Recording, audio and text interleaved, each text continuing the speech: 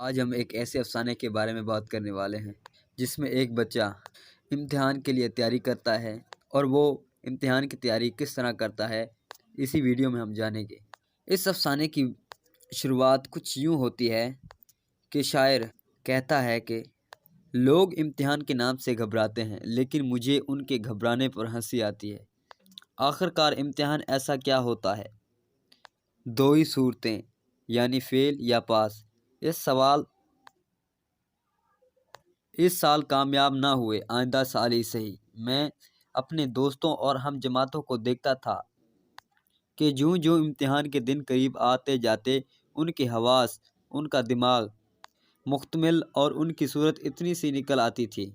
اس کے بعد شاعر کہتا ہے کہ جی چاہتا ہے کہ تمام عمر امتحان ہوئے جائیں لیکن پڑھنے اور یاد کرنے کی شرط نہ ہو۔ اب شاعر خود کی کہانی کو بیان کرتا ہے کہ اس نے لا کلاس کا کورس پورا کیا مگر کس طرح۔ شام کو یاروں کے ساتھ ٹہلنے نکلتا، واپسی کے وقت لا کلاس میں بھی جھانک آتا۔ منشی صاحب دوست تھے اور لیکچرار صاحب پڑھانے میں مصروف رہتے تھے اور حاضری تک کی تکمیل بھی کچھ دشواری نہ تھی۔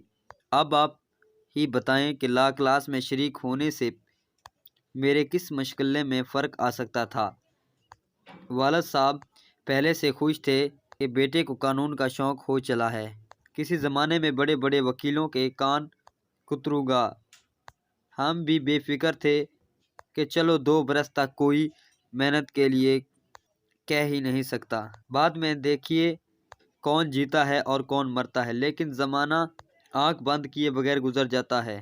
2 سال ایسے گزر گئے جیسے ہوا۔ لا کلاس کا صدامت نامہ بھی مل گیا۔ اب کیا تھا، والدین امتحان وکالت کی تیاری کے لیے سار ہو گئے، مگر میں بھی ایک ذات شریف ہوں۔ ایک بڑھیا اور ایک بوڑھے کو دھوکہ دینا کیا بڑی بات ہے۔ میں نے تقاضا کیا کہ علیحدہ کمرہ مل جائے تو محنت کروں گا، بال بچوں کی گڑبڑ میں مجھ سے کچھ نہیں ہو سکتا۔ چند روز اسی اہلے سے ٹال دیے لیکن دابکے بڑی بی نے اپنے سونے کا کمرہ خالی کرا دیا۔ اب میں بھی دوسری چال چلا۔ دروازے میں شیشے تھے، ان پر کاغذ چھپا دیا۔ لیمپ روشن کر کے آرام سے 7 بجے سے سو جاتا اور صبح 9 بجے اٹھتا۔ اگر کسی نے آواز دی اور آنکھ کھل گئی تو ڈانٹ دیا کہ خواہ مخواہ میری پڑھائی میں خلل ڈالا جاتا ہے۔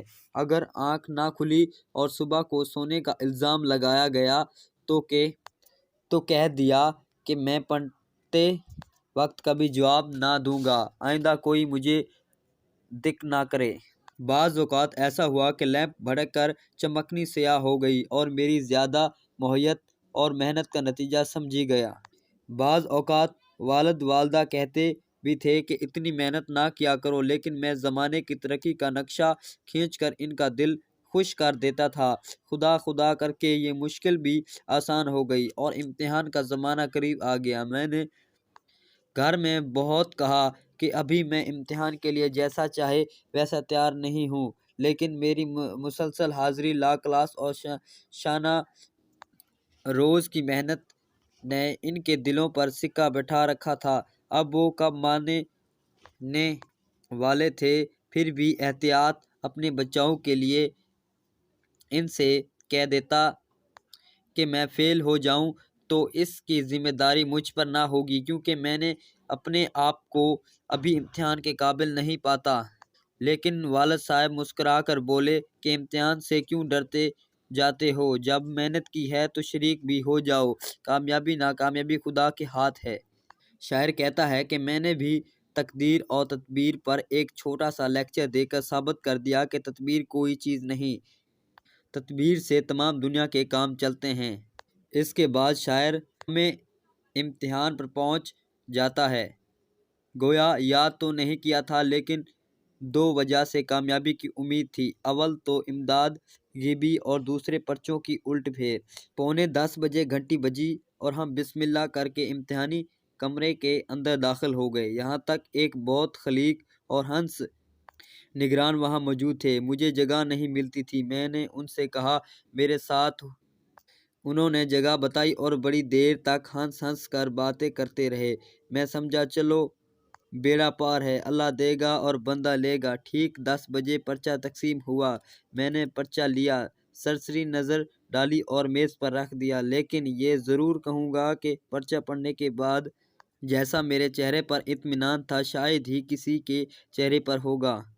خود تو اس پرچے کے متعلق اندازہ نہ کر سکا، لیکن نگران کار صاحب کو کہتے ضرور سنا کہ یہ پرچہ بہت مشکل ہے۔ میں کئی مرتبہ اول سے آخر تک اس کو پڑھ گیا، لیکن یہ معلوم نہ ہوا کہ کس مضمون کا ہے۔ جوابات کی کاپی دیکھی، اس کے آخر کی ہدایتیں پڑھی، ایک خانہ پڑھا اور کھڑا ہو گیا۔ گارڈ صاحب فوراً ہی آئے اور میں نے ان سے کہا کہ جناب یہ پرچہ کس مضمون کا ہے؟ وہ مسکرائے، زبان سے تو کچھ نہ بولے مگر پرچے کے عنوان پر انگلی رکھ دی۔ اس وقت مجھے معلوم ہوا کہ اصول قانون کا پرچہ ہے۔ دل کھل گیا۔ میں نے ابھی قلم اٹھا کر لکھنا شروع کر دیا، کیونکہ اصول کے لیے کسی کتاب کے پڑھنے کی ضرورت تو ہے ہی نہیں۔ اس مضمون پر ہر کسی کو رائے دینے کا حق حاصل ہے۔ ایک آدمی ایک اصول قائم کرتا ہے، دوسرا اس کو توڑ دیتا ہے۔ کیا وجہ ہے کہ ہم اپنی رائے کو کسی دوسرے کی تجویز کا پابند کریں؟ میں نے اپنے برابر والے سے پوچھنے کی بھی کوشش کی، کچھ ادھر ادھر نگاہ بھی دوڑائی، مگر گارڈ صاحب میری حالت کو کچھ ایسا تاڑ گئے تھے کہ ہر وقت بلائے اور ناگہانی کی طرح سر پر ہی کھڑے رہتے تھے۔ ذرا میں نے ادھر ادھر گردن پھیری اور انہوں نے آواز دی کہ جناب اپنے پرچے پر نظر رکھیے۔ جب دوسروں سے مدد ملنے کی توقع کا رابطہ ٹوٹ گیا تو میں نے دل میں سوچا کہ چلو ان گارڈ صاحب سے ہی پوچھیں۔ میں کھڑا ہو گیا، وہ آئے، میں نے دریافت کیا کہ جناب اس دوسرے سوال کا کیا جواب ہے؟ وہ مسکرائے اور کہا مجھے معلوم نہیں۔ میں نے کہا کہ یہ برابر والے بڑے زور سے لکھ رہے ہیں، ان سے پوچھ دیجئے، اور اگر آپ ان سے نہیں پوچھ سکتے تو ادھر ٹہلیے، میں خود ہی ان سے پوچھ لیتا ہوں۔ مگر وہ کب ہلنے والے تھے؟ ان کا مسکرانا تو پہلے اچھی معلوم ہوتا تھا، لیکن پھر آخر میں تو زور ہو گیا۔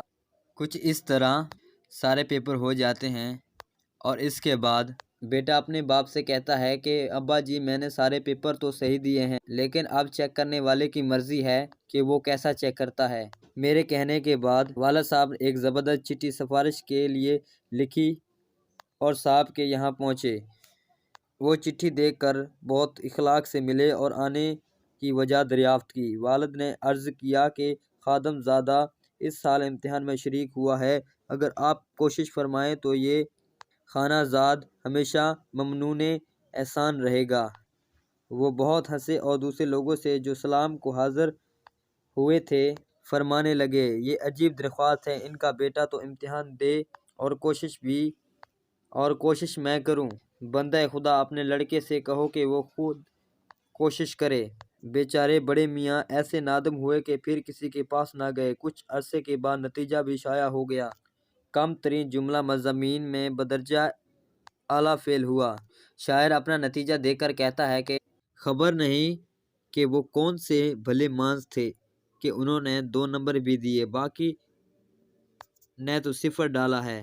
والد صاحب کو بہت دکھ ہوا، نمبروں کی نقل حاصل کی اور بالآخر یہی رائے قرار پائی گئی کہ کسی بدمعاش چپراسی نے بدل دیے ہیں، اور ورنہ ممکن نہ تھا کہ برابر 3 گھنٹے لکھے جانے والا پیپر 0 تو نہیں ہوتا۔ مجھے بھی تعجب تھا کیونکہ میں نے پرچے ایسے برے نہیں دیے تھے۔ میں نے یہ جوابات والد صاحب کو بھی سنائے، انہوں نے بہت تعریف کی اور نگران کو بہت برا بھلا کہا، میری عشق شوئی کی اور فرمایا بیٹا کوئی گھبرانے کی بات نہیں، اس سال نہیں آئندہ سال ہی صحیح، آخر کہاں تک بے معنی ہوگی، 100 دن چور کے تو 1 دن شاہ کا۔ اس کے بعد شاعر دل میں سوچتا ہے خیر جو کچھ ہوا سو ہوا، 1 سال کی فرصت تو مل گئی، نہ صحیح ہوئی گر میرے پرچوں سے تسلی، نہ صحیح امتحان اور باقی بھی ہے تو یہ بھی نہ صحیح۔ جی ہاں دوستو، اس افسانے میں ہمیں یہ سبق ملتا ہے کہ آج کل کے بچے کس طرح اپنے گھر والوں کو دھوکہ دیتے ہیں اور کہتے ہیں کہ ہم نے تو پوری محنت کی تھی۔ اگر دوستو آپ کو یہ افسانہ پسند آیا تو اس ویڈیو کو ضرور لائک کریں اور ہمارے channel information T V RY کو اور ہمارے channel information T V RYK کو ضرور سبسکرائب کریں اور ساتھ ہی بیل آئیکن پریس کریں تاکہ ہماری آنے والی ویڈیو کو آپ سب سے پہلے دیکھ سکیں۔ ملتے ہیں اگلی ویڈیو میں۔